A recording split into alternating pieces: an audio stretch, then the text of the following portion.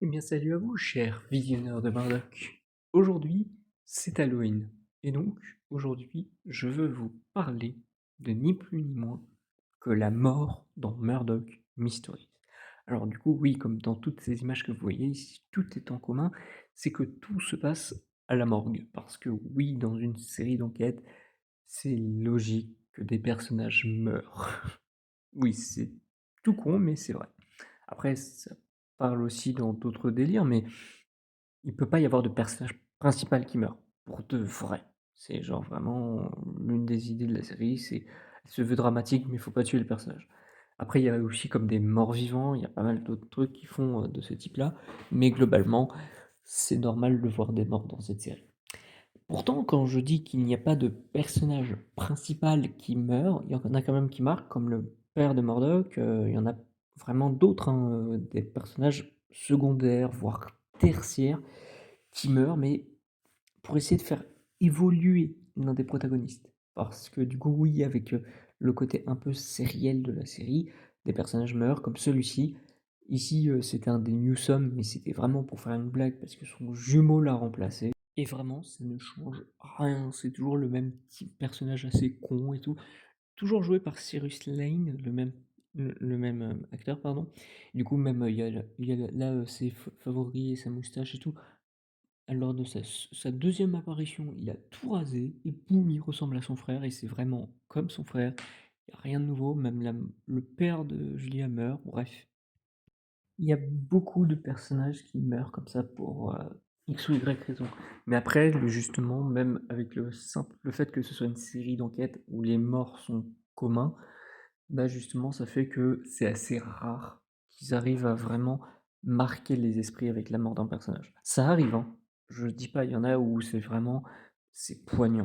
Genre, l'un des meilleurs exemples que je peux avoir et pour vous dire, c'est la mort de ce personnage. Qui c'est? C'est la première Susanna Murdoch, la sœur de William Murdoch, le protagoniste, etc. C'est vraiment marquant, ils l'ont vraiment bien joué parce que justement, tu as un attachement pendant l'épisode au personnage. Quand tu sais qu'ils se sont pas vus depuis longtemps et qu'ils se revoient et que là, elle dit: «Je suis mourante», ça te déchire le cœur, genre vraiment. Mais quand ils essayent de faire que ce soit sur un personnage principal, j'y crois quasi jamais en fait. C'est genre tellement risible et évident que le personnage ne va pas mourir en fait, que, bah, j'y crois pas. Je vais arrêter de me répéter là-dessus, mais ce qui est encore pire justement, c'est quand, ils essayent, de faire qu'un personnage va peut-être mourir, mais en fait non, ça sera vraiment beaucoup plus tard parce que vous comprenez, il faut vraiment utiliser encore un peu plus d'épisodes pour faire vraiment un scénario filé pendant trop longtemps.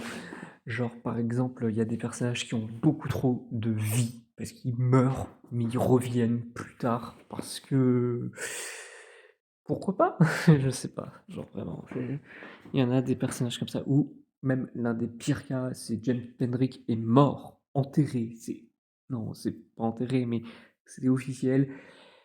Il a réussi à ressusciter grâce à la science. C'est pas de la science ça, c'est de la magie. Je Même si après dans la série, ça a très rapidement fait qu'un personnage pouvait parler avec les morts. Ça a aidé au développement de Murdoch, mais dès la saison 1, c'est quand même beaucoup trop tôt. Après, il y a beaucoup d'autres cas qui vraiment, personnellement, me déplaisent, hein. C'est que pas quand il y a trop de morts, parce que ça, c'est un peu encore normal. Quand il y a un personnage secondaire de ce type, comme lui, qui est mort, pas Murdoch, hein, bien sûr, vous vous doutez, la personne à côté de lui, je donnerai pas son nom parce qu'il y aura un moment où je voudrais en parler. Et genre vraiment, ça me désespère. Pourquoi ils l'ont tué? Et ça, je l'expliquerai plus parce que c'est mieux d'avoir le contexte pour ce perso. Après, évidemment, ça ne me dérange pas qu'il y ait un copycat ou qu'il y ait un remix de tout plein d'autres meurtres précédents dans un même épisode. Ça ne me dérange pas tant que l'épisode reste indépendamment. Du reste, excellent. Si, c'est vraiment, «Et vous vous souvenez de ces meurtres?» Bon, regardez les anciens épisodes. Non, je veux qu'ils continuent à essayer de faire des flashbacks comme ils font, qui peuvent être très intéressants pour la plupart des épisodes où ils font ça. Mais pour finir sur cet épisode sur la mort, ce serait un acte assez simple. Je veux que la dernière enquête, le dernier épisode de la série Murdoch Mysteries soit sur le mystère de la mort de William Murdoch.